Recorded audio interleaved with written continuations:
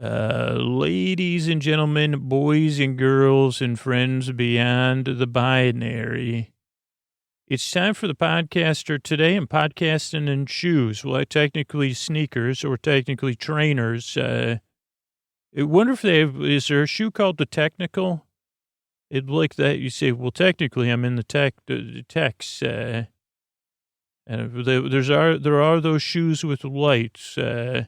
But this is a podcast that's like a comfortable shoe that you may shoe for bed. There's slippers, right? But there's not shoes for bed. This is more of a podcast intro than a setup because you know when I get off track, what I'm supposed to remind you is it's time for Sleep With Me, a podcast that puts you to sleep. And if you're a regular listener, if you could listen through the credits, because these are the ways we keep the show going. Hey, I was wondering, can I ask you a question? Do you listen to Sleep With Me like on a regular basis, like 3 or 4 times a week? And do you use the show to keep you company or to help you fall asleep?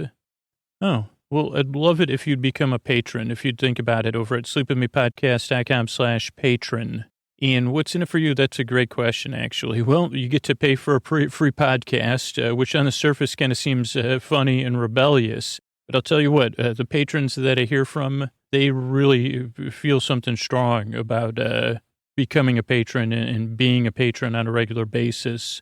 It's something almost to a person they feel really good about. You know, they get something out of the podcast. The podcast is there when they need it. And they get to support the work that goes into the show, the hard work that helps keep them company and puts them to sleep. And they know that that's what keeps the show sustainable. So there's like a nice peace of mind there. Beyond that, they know they're part of something bigger, that their support helps thousands of other people get a good night's sleep. It keeps the podcast out there. And that's something that the patrons I hear from, they can be really proud of. Also, they get to skip the commercials because $5 patrons get ad-free, jingle-free, none of the credits, none of the thank yous at the end. They just get the teaser, the intro, the story, the theme music. Twice a week, and then higher $10 and $20 patrons get stuff like all intro episodes a couple times a month, extra large episodes, a lot of cool stuff right in a podcast feed that Patreon gives you. And just wondering, like, if you're a regular listener, think about it. sleepwithmepodcast.com/patron. You'll feel good about it. I can almost guarantee it. Thanks so much.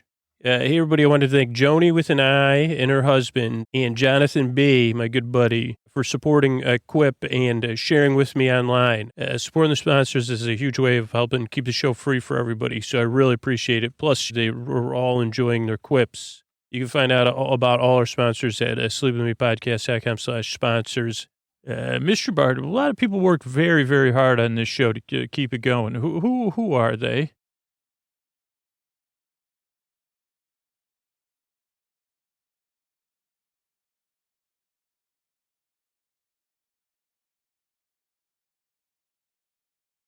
Chris Posty Poster Son sounds like an earful. Wrote the theme song. Edits episodes. Carl W. the Legend also edits episodes. Kenny, Scotty, and Jennifer. Eric and the team at Astound are on the website. I am the mystery bard. I do the lullabies. Got a new album out. I think you'll really like it. You can get a copy at JonathanMann.net. Also, I made a longer version of this credits song. You see the kindness shine straight on through when the listeners form their own Facebook group. Keith, Stacy, Sarah, Laura, Julie, and Jennifer. These are your narrators. Get support dear Scooter on Patreon. Buy the merch and support the sponsors. You can find. Thanks, Mr. Bart. I'm at Dear Scooter on Twitter and Instagram. Those are great places to get a hold of me. Also, if you have a smart speaker or someone in your life does, say, hey, smart speaker, play Sleep With Me podcast. Easy way to listen, even at work or in your car if you have that talking car. Also, if you have a talking car, let me know about it. And that's cool. And I think that's it. Let's get on with the show. Hey, are you up all night tossing, turning, mind racing, trouble getting to sleep, trouble staying asleep? Well, welcome. This is Sleep With Me, the podcast that puts you to sleep. We do it a bedtime story. Also, first you need to do is get in bed, turn out the lights, and press play. I'm going to do the rest. What I'm going to attempt to do is create a safe place where you could set aside whatever's keeping you awake, whether it's thoughts, feelings, physical sensations, changes in time or temperature, clocks moving or ticking. So stuff you're thinking about is exterior stuff, situational things, feelings, sensations, whatever it is. I'd like to take your mind off of that. Like I said, I'm going to take a safe place. I'm going to pat it. I'm going to smooth it. I'm going to rub it down. I'll polish it. Smooth it. Did I say smooth it? I think I did. I'll say safe place. I'll do welcoming gestures. I'll walk backwards as I welcome you in. And I say, here you go. A safe place to set aside whatever's keeping you awake. And the way I'm going to do it is I'm going to send my voice across the deep, dark night. I'm going to use lulling, soothing, creaky dulcet tones, and pointless meanders. And those are both, if you're new, things that may take some adjustment. Your first reaction is might be, what are these creaky dulcet tones? Or rusty meanders or pointless tangents. And I'd say, well, just give the show a few tries. That's what most people say. And you don't even have to give it a few tries. I'm just here to help. I'd like to help. Go ahead and get comfortable. Don't try to make a whole lot of sense of it. If you're new, I'll right up front walk you through structurally what to expect. Show starts off with a few minutes of business. That's more important to regular listeners. That's how we keep the show going and free. Then there's an intro. In the intro, we've just started. It's about 12 minutes of me rambling. It's a show within a show. Or an intro. It's an introduction to the podcast. It just takes 12 minutes. So it's really more of it's a structurally part of the podcast. And really, it's like when you start a car in the winter and you get it warmed up. I guess that really is what it is. But, I got to go outside and do the thing where it makes a noise for a while. And then I say, Scoots, take a breath. Luckily, I don't live in a winter zone anymore. Or have a car with a key, and they say, okay, come on, this time, warm it up, and then it gives. Then I go inside and drink coffee, and I say, okay, now let me put the heater on, and go inside in the car. It's a double positive. Like the inside of the car is getting warmed, but also the car is getting warmed. And if it was a talking car, it would say, warm it up, Chris, and I'd say, I'm about to. Actually, your name is Chris. My car's not name is Chris. This imaginary car's name is Chris. Nice, non-binary name for a vehicle. And I say, yeah, Chris, I'm warming it up. I'm not only about to. You're in the current thing of getting warmed up. So I'm going to go inside where it's warm and also drink coffee, which is also cold, ironically enough.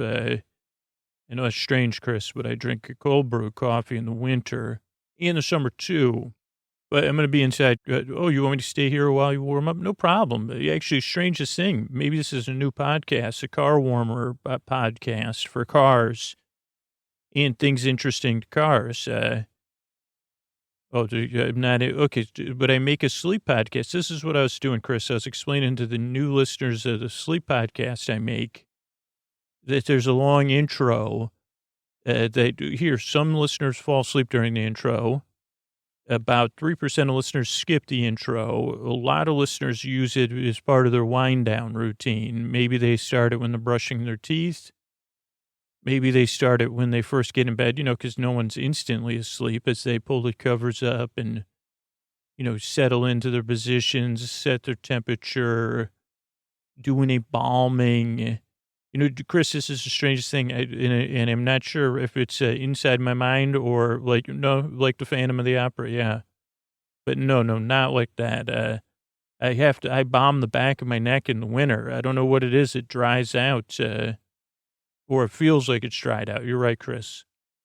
But yeah, so I do, what was I talking about? Oh, trying to talk to new listeners. It's tough. I've got my attention divided between an imaginary sentient vehicle named Chris that's warming up and talking about the intro for the podcast, which is more of a cool down. or a neutral down, and actually just say that this bed, I'm declaring your bedroom a safe place now, a neutral ground. Because for me, bedtime can be this thing that kind of it has some seriousness or some, you say, so that's really why I make the show and why the intro's so long is to warm it up and cool it down at the same time. You got that, Chris? But no, Chris, I just want you warmed up, your engine, and want your circulation to be good with the viscosity and to get it nice and toasty in here, right around my toes. Oh, so nice. And you're really humming, but I know I can hear your engine still racing, so I give it some time.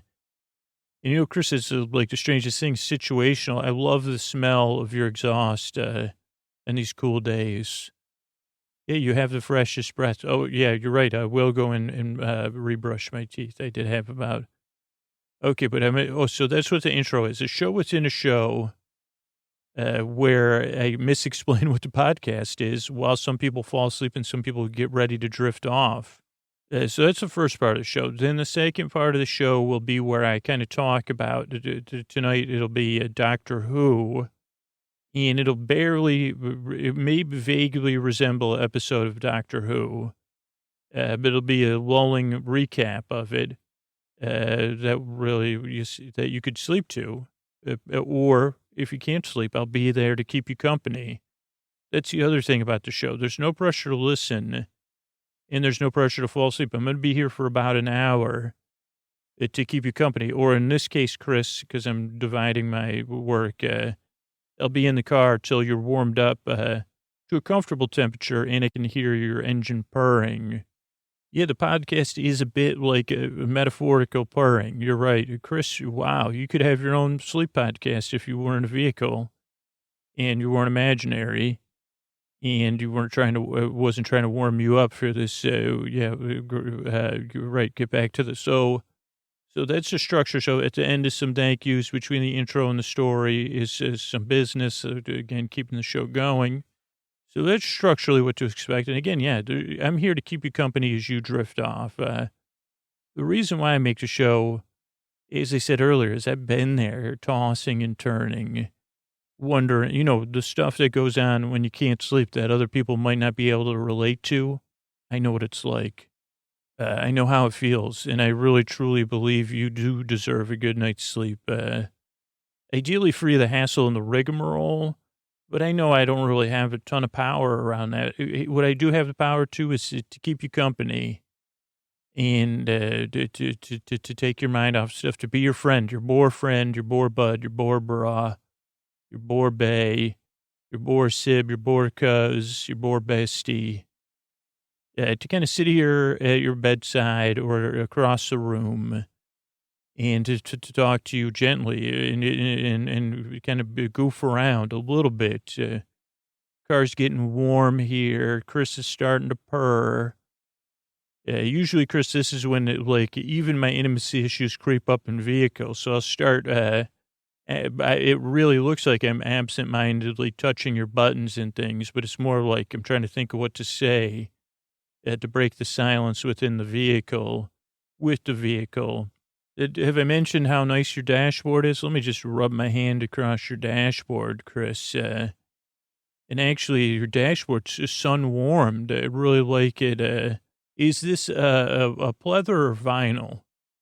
Those are the same thing. Really, it's supple. Do you mind if I say that your dashboard is supple to the touch? Because it is. It really is. Because I'm supple. Is that can a supple be? Is that a verb or an adverb or adjective or a noun? Okay, I think Chris just sighed, which is probably a good sign that you're warmed up. But what I was going to ask is, could it be a verb? Am I suppling? Can I supple something? If it's supple, what am I doing? Appreciating it. You're right, Chris, so much. I don't know. Am I I just imagine that there's a verb out there somewhere unused.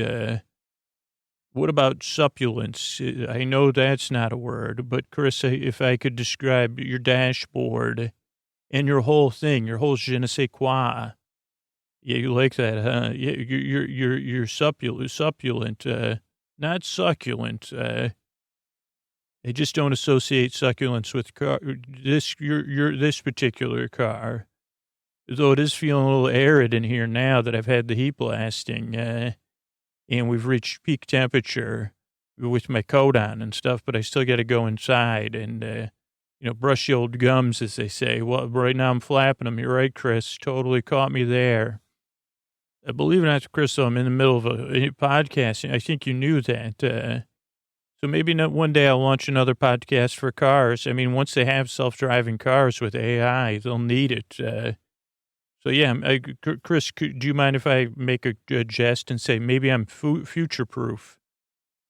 Yeah, well, I didn't mean to mispronounce future, but future-proof. I'm not Fuji-proof, because believe me, as soon as I hear that, I start dancing. When I hear the Fugees, you've played the Fugees before, Chris. Holy moly. Okay, so yeah, get back to, yeah, I'm here to keep you company. And you say maybe sometimes keeping a car's company is business all on its own. It doesn't pay, huh, Chris? It pays in the power of the heart. Holy cow. Are you a poet? No wonder you're so supple. Supple to the touch. Here's the strange thing, Chris. I know I've done this before in other cars, but I don't think I've laid my lips on your dashboard. That was one of my favorite country hits. I don't know, that was a crossover. I think it was Lucinda Williams wrote that, my lips, laying my lips on your dashboard. And it was a straightforward, it wasn't a metaphorical tune. And I used to talk about, like, when I would bite on dashboards, which people may not believe, but it is not bite into them. We'll gently nibble on a dashboard. That was when I submitted lyrics. I said, what about this for a chorus? Gently nibbled on the dashboard. They said, this is a fan club. Oh, I said, okay, well, lips on the dashboard. Okay, Chris. Chris has got it. Chris is fully warmed up now and ready to work. So I got to close this out.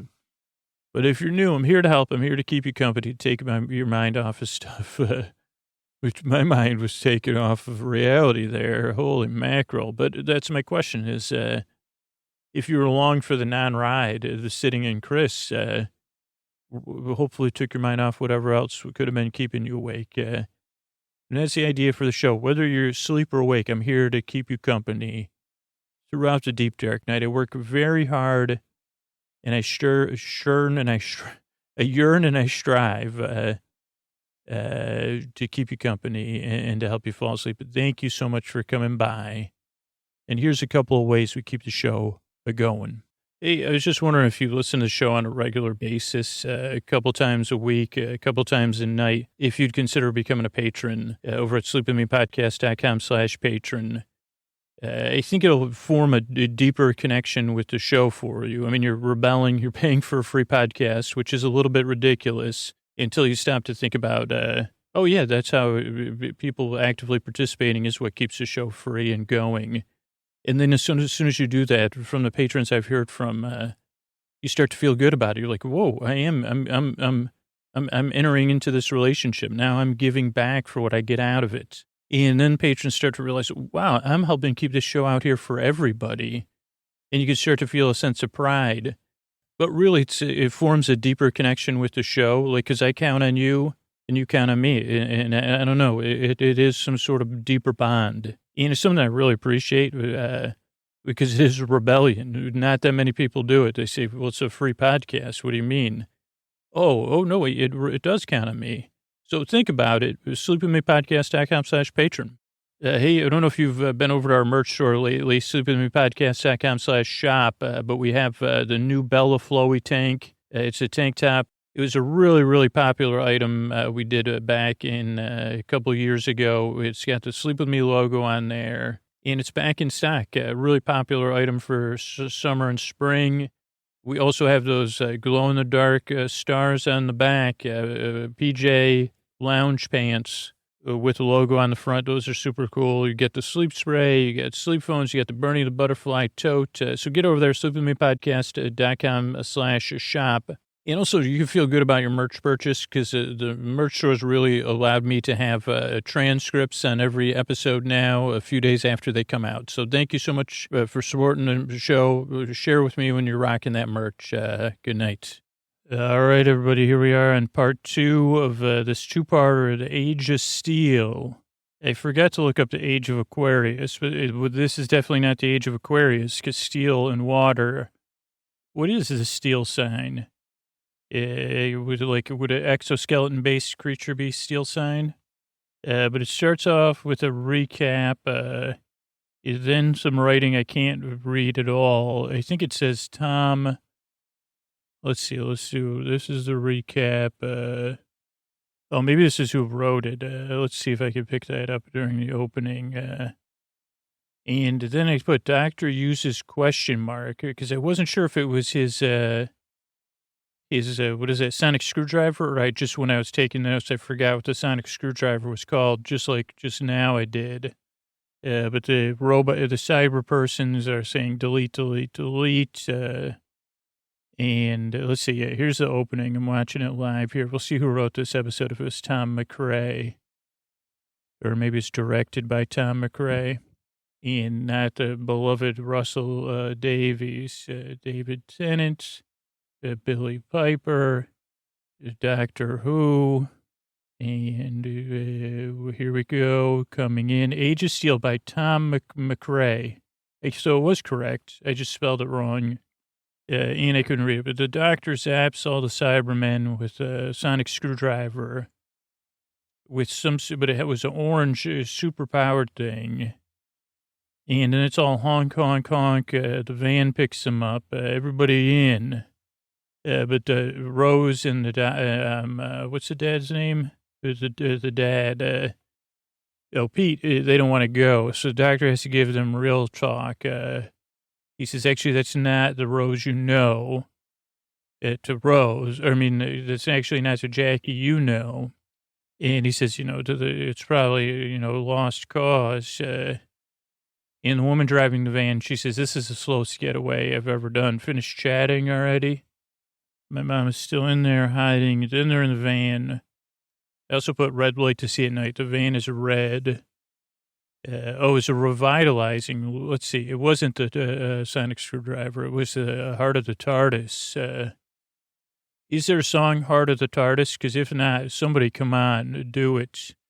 I didn't even realize how well Heart of the TARDIS. So, see how that rolls out of my mouth?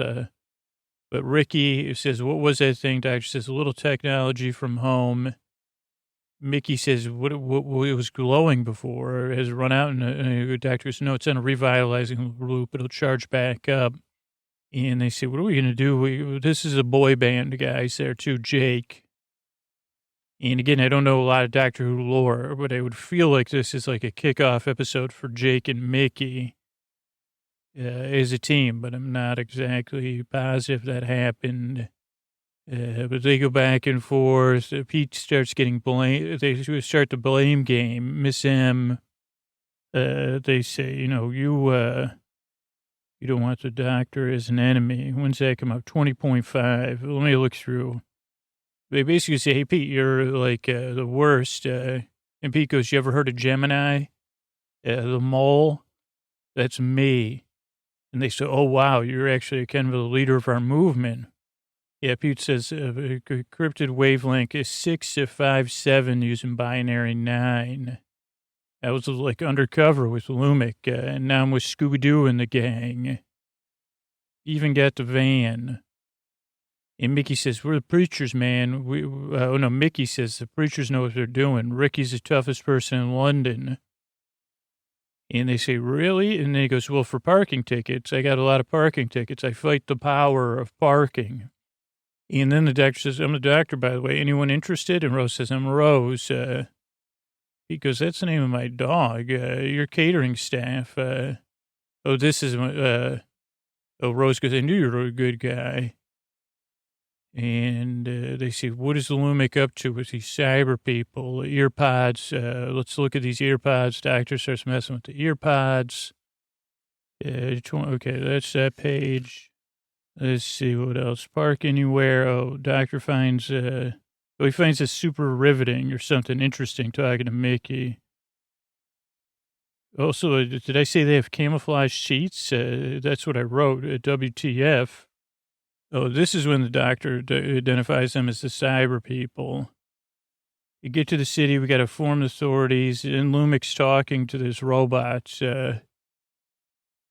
He keeps, I said, why do they have two tears in their eyes? What does it say? Excellent. What is it? My dear children, let's take over. Oh, he voices into the computer, activate everything in the village of London, or city of London.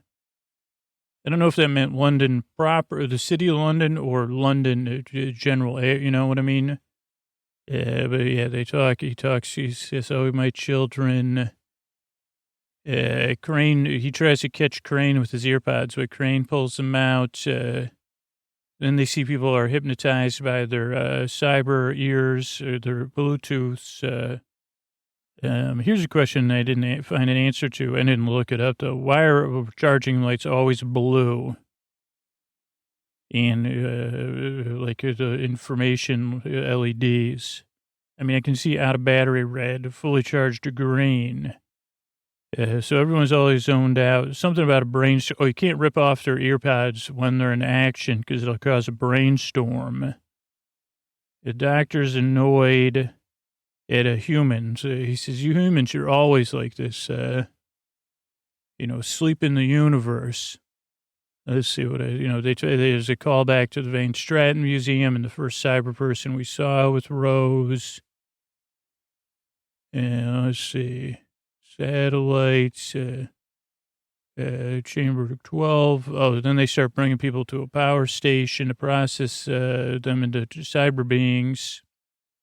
I don't know. The doctor gave him a big speech. I'm not trying to find it. He says, you humans, for such an intelligent lot, you aren't half susceptible. Give everyone a chance to control and you submit.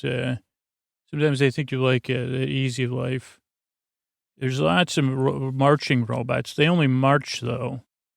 Then they split up. They say, quick, split up history. What is that? We get a quick history of cyber people by Doctor Who. Then there's lots of marching. Ricky and Mickey go for a plan. Mickey kisses Rose goodbye. There's lots of running, like a few minutes of running.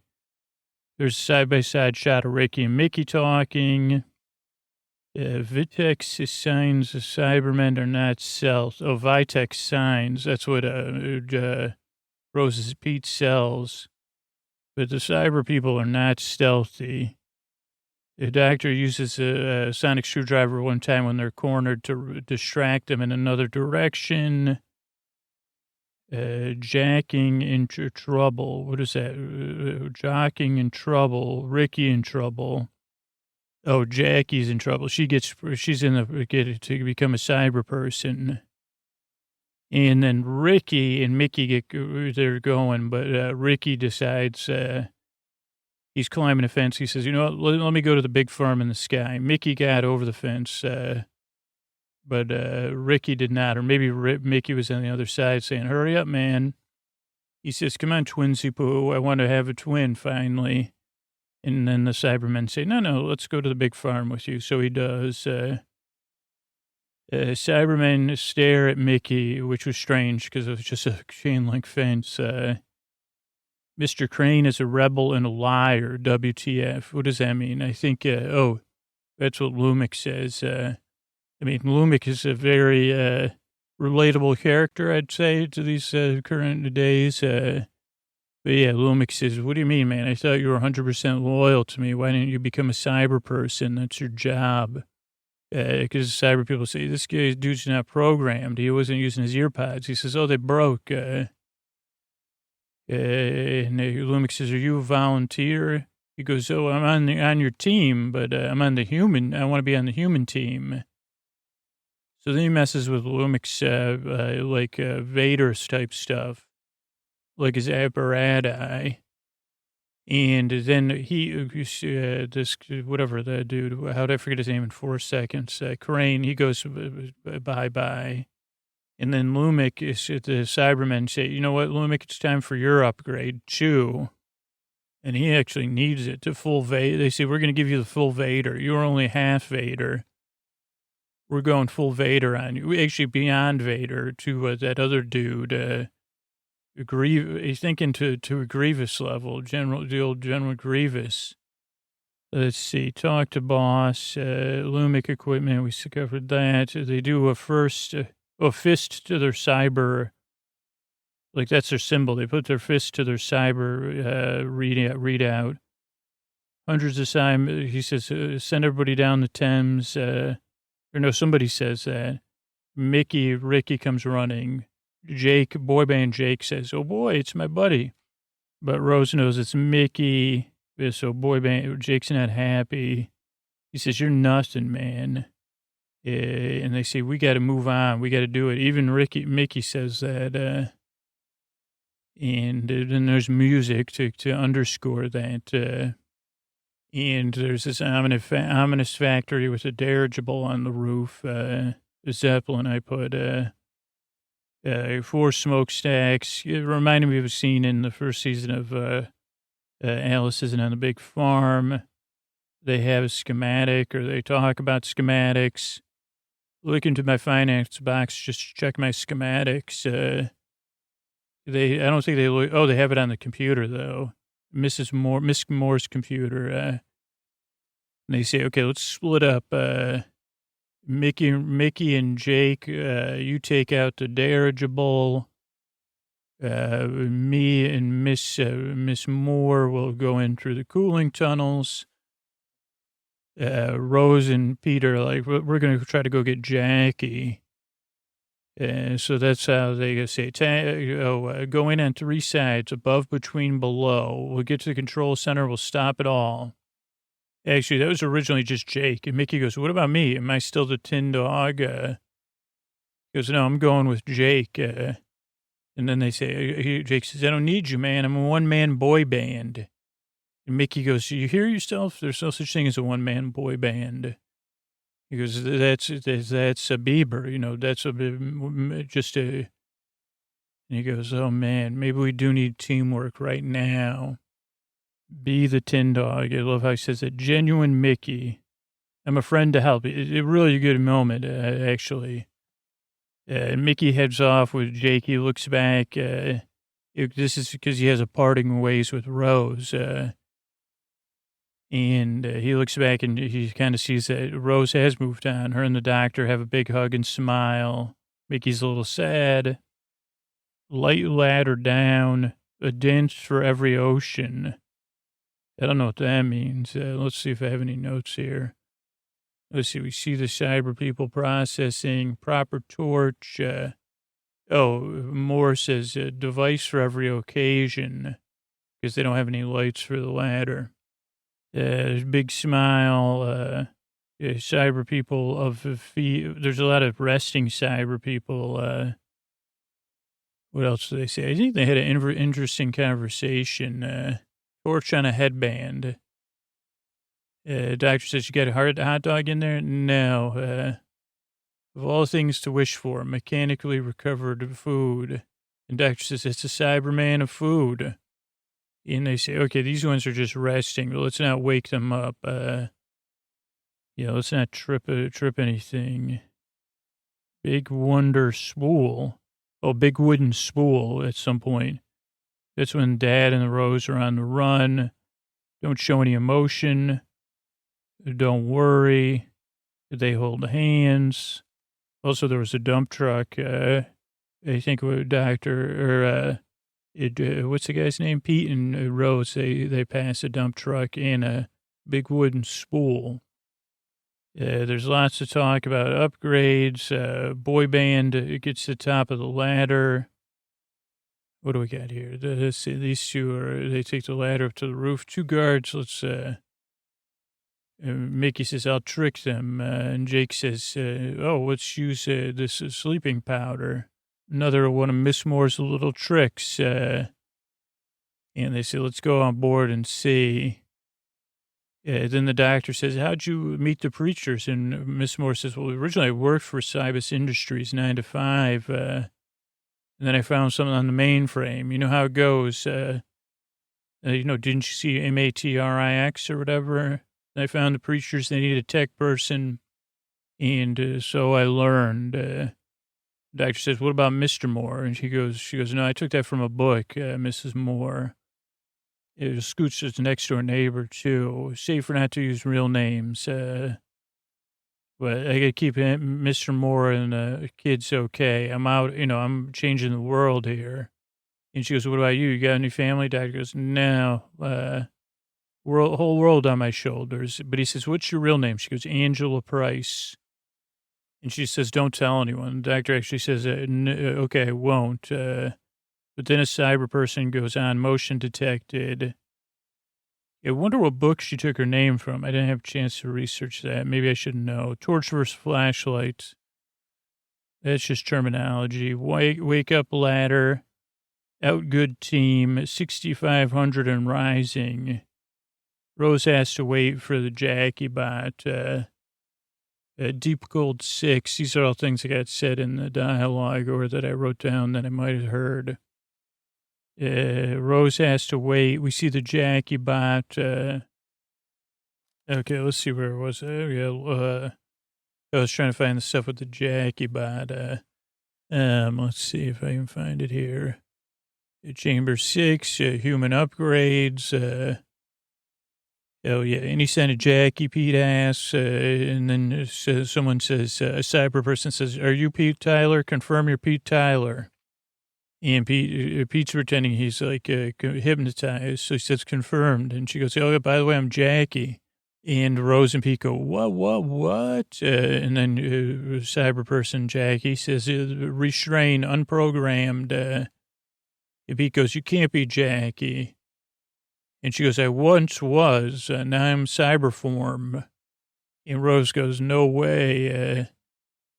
And they go, yes. She goes, way, totally. Wayne's World or whatever. And Pete goes, I'm here to help you. And she goes, didn't you work with Cybus Industries to help us? And she says, take them to cyber control. And Pete goes, maybe we could reverse this. I don't know. Rose goes, there's nothing we can do about this one. She's a bot now. And then they lose her in the great, all collection of the bots. Which one is Jackie? Then Mickey and Jake are in the control room of the airship. They tap on one of the cyber people in there. And they say, upgrade this heart of steel. That's Pete's first hit or his second hit from whatever the first hit I said is. Bardis on the TARDIS. Don't come and knock. Another one Pete wrote. One of my favorite ones is, don't come and knocking when this TARDIS is rocking. And there's also then another one on the B side was, please come knocking when the TARDIS is rocking because we're just having a party. Also, there's rooms in the TARDIS, so even if the TARDIS is rocking, there's still privacy within the TARDIS. But that song was, what was it called? Upgrade this Heart of Steel. Oh, that was a classic. I love that song so much. So much so that I've never upgraded my Heart of Stone, but custodial inhibitor or something. What is it? Emotional inhibitor. I said, I've heard of that. You kidding me? They'll say, what are your hobbies and pastimes? I say, well, emotional inhibitor. That's the key. Someone says, I think either, this is when Jake and Mickey are working. Then tough call, she's out. The doctor and Miss Moore get surrounded. And Miss Moore goes to the big farm in the sky, but she first gives him a EM electromagnetic thing. Maybe the doctor's the one that introduces the thing about the heart of whatever. What is all this? They talk to the cyber person who says I'm cold, because they broke the emotional inhibitor. That's why stops him from feeling anything. and working out a solution. Mickey hacks the Zeppelin. I read Led Zeppelin. I put doctor has time. Rose and Pete. The doctor asks about Lumic, a.k.a. cyber controller, who says this is the age of steel. Let's see. Let me just run through this. So cold. They say, you're okay now, Sally. Go to sleep. That was Sally Phelan, one of the cyber people we met. Maybe we could do a cancellation code, and that would send all of the cyber people to the big farm. Oh, so they figure it out. And that must be the binary vascular system. Oh, that's the doctor. Two hearts. Then they say, okay, I think I've lost my notes were really not good this week. Or maybe I just, maybe my cyber thing is going, but yeah, they go to cyber control. This is cyber thing. Boy band compliments Mickey on hacking the computer. Then the cyber person comes to life, and Mickey tricks the cyber person, who shuts down the transmitter. Then everybody's on the run. A tick-tick happy sound. What does that mean? Mickey sees the doctor and Rose on a closed-circuit camera. The doctor says, okay, I've been captured, but Rose and Peter are still out there. Oh, yeah, there's a good speech in here. Let's run through here. Okay, they get into the thing. I'm good with computers. We covered that. Where's the famous Mr. Lumic? Don't we get a chance to meet our Lord and Master? The doctor says cyber people see Lumic is his cyber controller, and then he comes out, welcome to the Age of Steel, I'm the creator. Then Mickey shuts things down, and the people wake up that are not converted yet. And the doctor says, good work, boys, vote for free will. And Lumic goes, I got this going on every continent, just not just London. Mickey logs into cyber control. That's when they see Doctor and Rose. And Lumic says, I'm going to bring peace to the world and uniformity. Doctor goes, what about imagination? You don't have imagination and pure logic. And Lumic goes, what's your name? He goes, I'm the doctor. He goes, we don't need doctors anymore. Our cyber people don't get colds. And Doctor goes, that's it. That's the point. You might be a genius, but I'm in the room, and everything you've invented is not, so you don't get a cold. But he goes, that's so human, that you wanted to get rid of colds. It's what you strive for. And he goes, it's about striving and not stagnation. If you don't get a cold, you don't know how to get you get the benefits of bone broth. He goes, that's what keeps this planet alive, or is striving for stuff like bone broth. And Lumic says, you're proud of emotions. Doctor says, you better believe it. The whole spectrum and rainbow, buddy. He goes, don't you want to be free from PA to the double I to the A to the N and spelling issues? And Doctor goes, nope. And the doctor goes, you don't control me, buddy. I get a bifurcal or whatever. And so they go back and forth. Meanwhile, the doctor's really just buying time, I think. Because then he says, all it would take is some ordinary person to find the right codes, say the code behind the emotional inhibitor right in front of them. Whoever might know how to use a computer and firewalls, just like Pete said, binary 9. Anybody could find that cancellation code, and they'd type it in, Mickey, to save his friends. And Lumic says, talk is cheap or something. And Doctor goes, yeah, I talk too much. Rose knows that too. And somehow they get the password to Mickey, and they text it to him. And then Mickey, they say, okay, they're getting ready to upgrade everybody to delete them. And they text it to the doctor, and he plugs his phone into a docking station. You have no means of stopping me, most ordinary person, binary 9. Keep typing, words are relevant. It's 687-9760. Minds are blown. Mickey and Jake cheer. Cyberman gets a cyber headache. People start looking in the mirror, then their minds are really blown. And some of them head to the big farm. Then we see an exit sign, boy band, track to run, Mickey steers and back. Oh, so they're flying the airship. Boy band wants to run, but Mickey's like, we got to steer the airship and pick everybody up. He calls Rose. There's some hero music, then there's some action music, then there's a Lumic not being happy.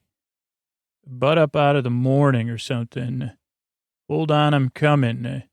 And they drop a ladder. Let me see what else I'm missing here. Spinning the Zeppelin wheel, Jake is.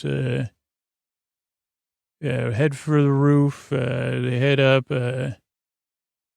They say, where'd you learn to fly that thing? Mickey says, games, man. Then they throw the ladder out.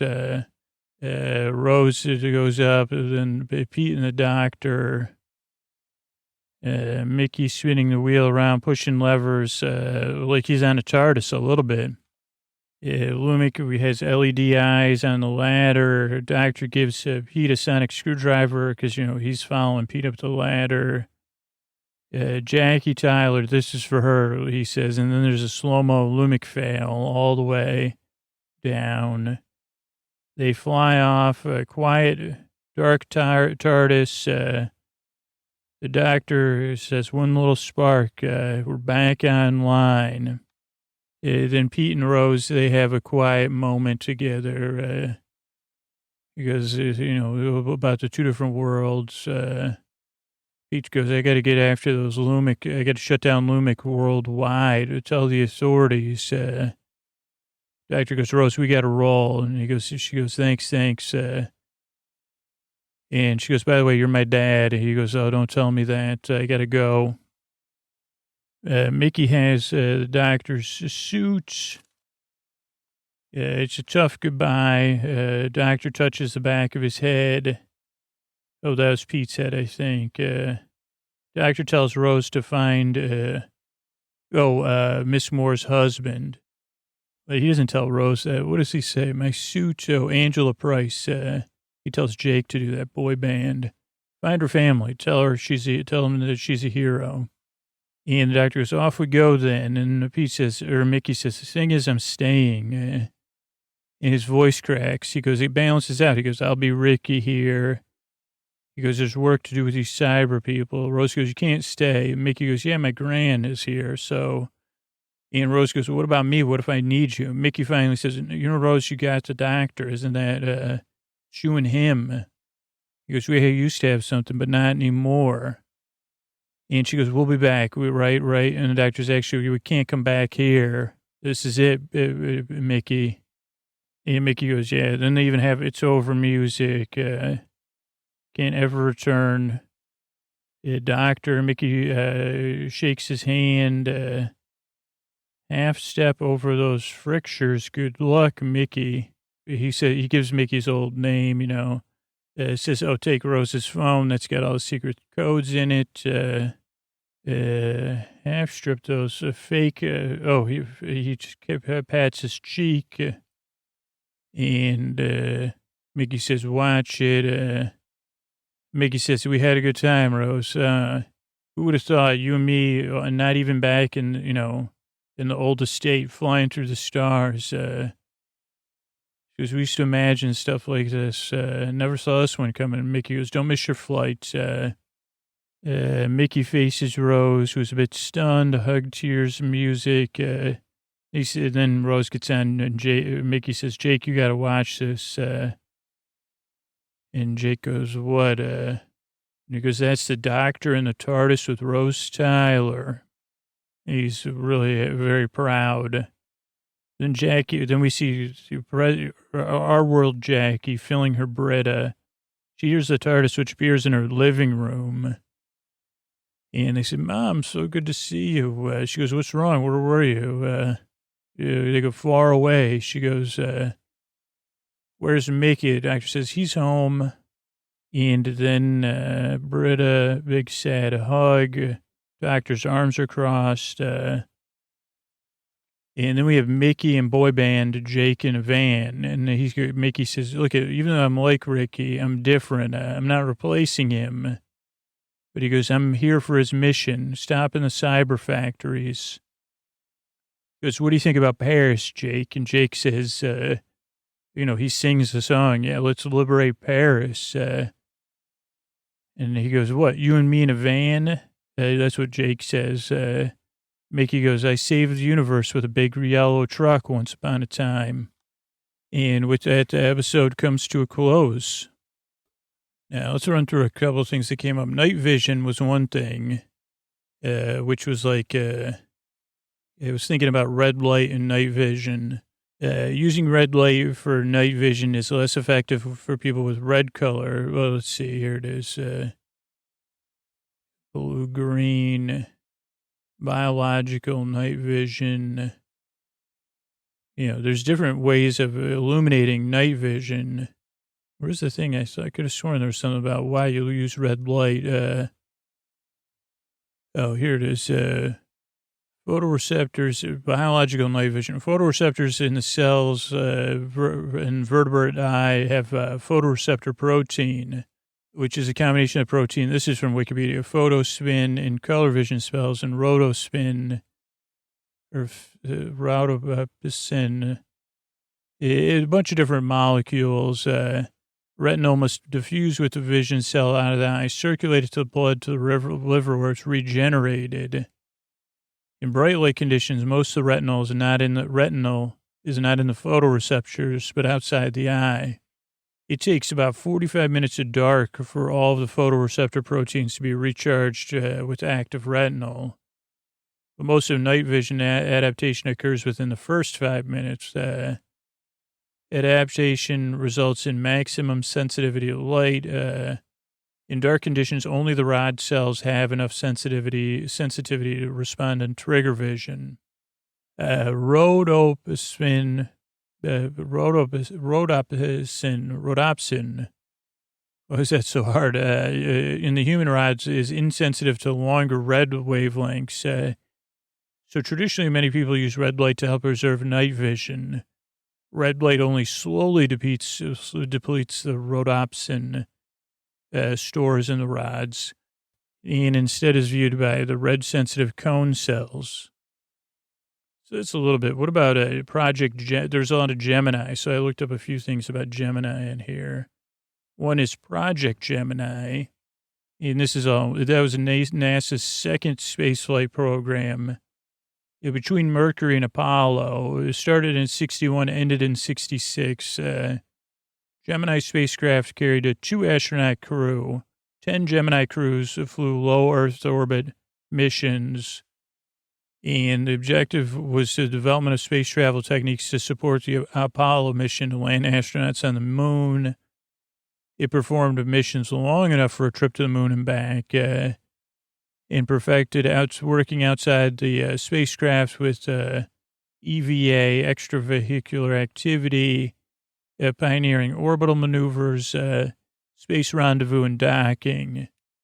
They were all based on Cape Kennedy Air Force Station in Florida, and they were launched from Gemini Titan II. And they were the first program to use the Mission Control Center in Houston. So that's a little bit about Gemini. What about an astrology Gemini, a.k.a. the twins? Looks like I pressed the wrong button. It's the third astrological sign in the zodiac, originating. So the zodiac is from the constellation. The sun transits the sign between May 21st and June 21st, and it's represented by the twins Castor and Pollux. Who, there's big farm-related stuff. So that's a Gemini of astrology. What about, the constellation? I guess I meant to look up the zodiac. This is about the constellation. Yeah, it is one of the constellations of the zodiac, one of 48 constellations described by Ptolemy, and one of 88 modern constellations today. It's Latin for twins, and its symbol is almost like the Roman numeral 2, a little bit different. It lies between Taurus to the west and Cancer to the east, with Auriga and Lynx to the north, and Monoceros and Canis Minor to the south. And as we said, the sun is from June 20th to July 20th of the year, even though the zodiac dates are May to June. By mid-August, Gemini will appear along the eastern horizon in the morning sky prior to sunrise. They don't say where on Earth. I guess the best time to observe Gemini is at night and is overhead during the months of January and February. So get on your Gemini look, and by April and May, it'll be visible soon after sunset in the west. The easiest way to locate it is to find Castor and Pollux eastward from the familiar V-shaped asterium of Taurus in the 3 stars under Orion's belt. Okay, so this is a little bit about it. Pretty cool. What about the song Side by Side? That came up, I think, just because I saw Mickey and Ricky Side by Side. And the song is best known in a 1953 recording by K-Star. But it's a popular song by Harry M. Woods, written in 1927, considered a standard. There's a bunch of different recorded versions. It was used in TV shows. It was used in a Judy Blume novel, Richie Rich movie, Rocky and Bullwinkle, Kit Kittredge, American Girl. Florence and Harry sang it in Jefferson's episode. Lauren Ambrose sang it in Birbigs's. Also, if you're in New York, go see Mike Birbiglia's Broadway show. But it was in Sleepwalk with Me. So maybe that's why. But let's see. Lyrics of this song. Let's check the lyrics. Oh, we ain't got a barrel of money. Maybe we're ragged and funny, but if you travel along singing a song side by side. Oh, we don't know what's coming tomorrow. Maybe it's trouble and sorrow, but we'll travel the road, sharing our load side by side. Through all kinds of weather, what if the sky should fall? Just as long as we're together, it doesn't matter at all. Well, and when they've had their quarrels and parted, will it be just something started? Just travel along singing our song side by side. I would have liked Mickey and Ricky to sing this to each other. My sentiment is exactly, I know what you're saying, something exactly side by side. Side by side. Here's one that chimneys came up, and I said, well, how tall are chimneys? Like, what are the tallest chimneys in the world? And then I said, chimney tree. And really, here's the timeline of the world's tallest chimneys. The chimney of Nortlott's glass bottle company in Dublin, Ireland, was the tallest in 1820 to 1835. It was 30 meters, 95 feet. Then in the 1836, it was Adams Soapworks chimney in Birmingham, England, 97 meters. Then Tennant's Stalk in Glasgow, 132 meters. Port Dundas Townsend chimney in Glasgow, 132. Oh, that one, Tennant's Stalk went by, that's why. Because that one's like 0.2 meters smaller. Let's see. Then a couple in Germany, 134, 140. Then Great Falls, Montana's Big Stack, 154. Then the Hitachi Smelter and Refinery, 155. These are meters, by the way. Then that was in Japan. Then another smelter in Japan, 164, 167. Then a smelter in Ruston, Washington, 174. Most of these are gone, which is, a great I mean, I am a chimney fan. I prefer a retired chimney. You say retire the chimney, but keep it up there. Then a smelter in Montana, which was the tallest chimney built of bricks, 178 meters of bricks. Holy mackerel. Selby, California, 184. It keeps going. Well, let's look at the current ones. At the top one, get ready, buckle your seatbelt. The tallest chimney in the world is in Kazakhstan, 419 meters. Then Sudbury, Ontario, 380 meters. That's the tallest chimney in the Western Hemisphere. Then Homer City, Pennsylvania, 371 meters. That's the tallest chimney in the U.S. Kennecott Smokestack is 370 meters. That's the tallest chimney west of the Mississippi. There's a tallest chimney in Russia, is 370 meters. Tallest chimney before the, I don't know, there's other ones. Just to like give you, so the tallest chimney is 419 meters. And then there's a lot of chimneys that's in the 300 meter range. So the tallest structures, just to give you a thing. So what did I say? 400 meters. The tallest structures in the world. You've got the tallest building in the world is 829 meters. But then after that is a self-supporting tower in Tokyo. That's 634. Then a TV mast in North Dakota, 328. Then a transmitter in Hawaii, 458. The Tronos Towers in 452. And then we have our chimney at 419. So chimney's in the top 10. And I think there's like, then a lot of chimneys because most, hold on a second. This thing drops down pretty fast to 200. There's so it like, I don't know. Only Sleep With Me podcast would have an international chimney tour. So there's a lot of other stuff I'll link to, but this last thing, I think this is a really good article in the Atlantic. The Big Farm Dream of the Dirigible, and it's from 2012. It's written by Megan Garber. And it's easy to forget now, but the airship was once the flying machine of the future. And, we've seen a lot of steampunk and stuff. And maybe I've linked to this article before. It shows the USS Los Angeles moored to the Empire State Building. And, they're talking about the increase in height of the planned edifice from 1,000 feet to 1,250. So there could be a mast for dirigibles, which would fly passengers directly to Midtown Manhattan. While people, got off airships, how they were lighter than air. And the first vehicles to enable controlled and powered human flight. People thought they were the way of the future. Let's see. But not long after 1929, dirigibles and their fellow aerostats would fall out of favor as a preferred technology for passenger flight, relegated to sports advertising and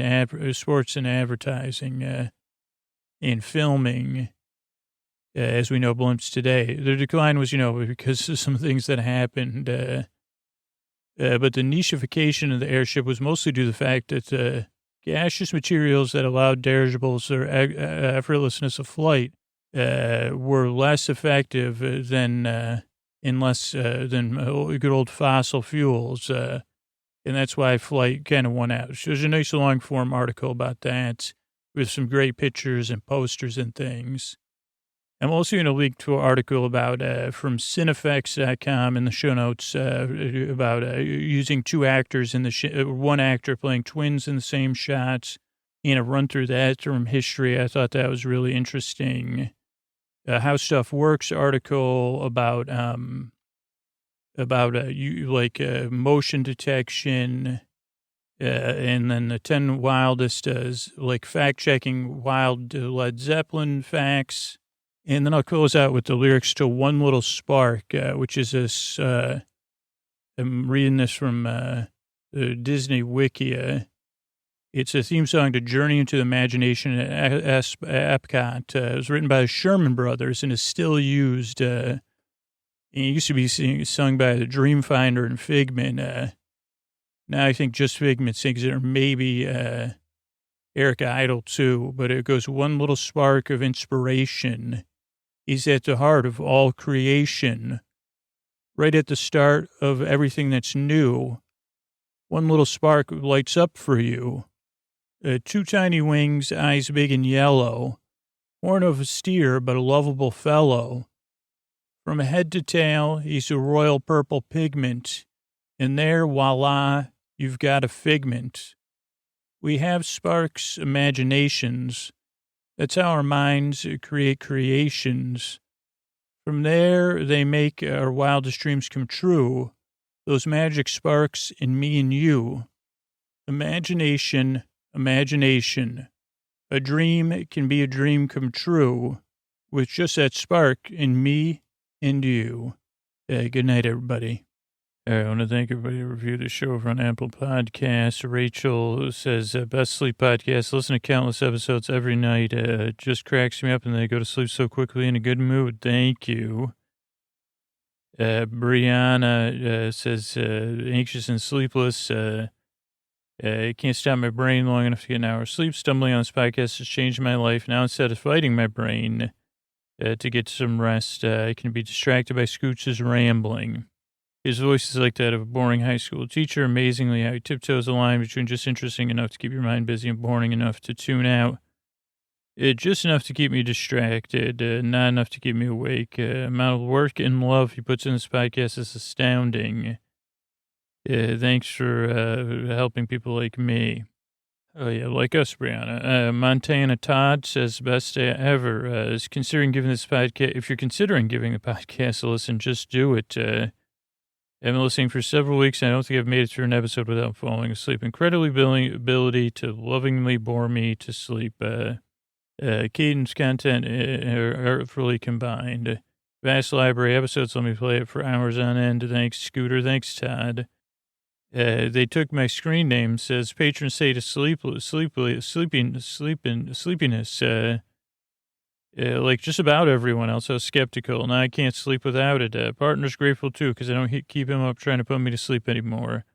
Definitely worth becoming a patron. Thanks for this labor of love. Thanks, screen name. Mamal4242 says, just no.